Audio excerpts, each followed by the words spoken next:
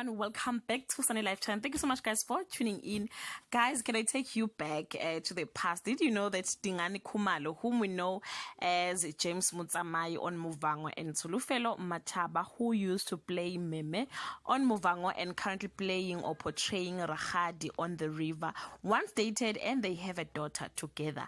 Their relationship started on set and escalated to real life, but it all ended up in tears as they were fighting for the child.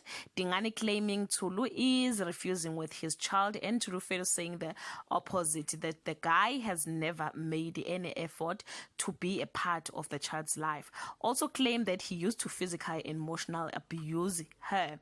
We are hoping that all is water under the bridge now, guys. Please check the rest of other SA celebrities that used to date in the past and comment who was your favorite couple. Till we meet again, I love you so much, guys. Bye.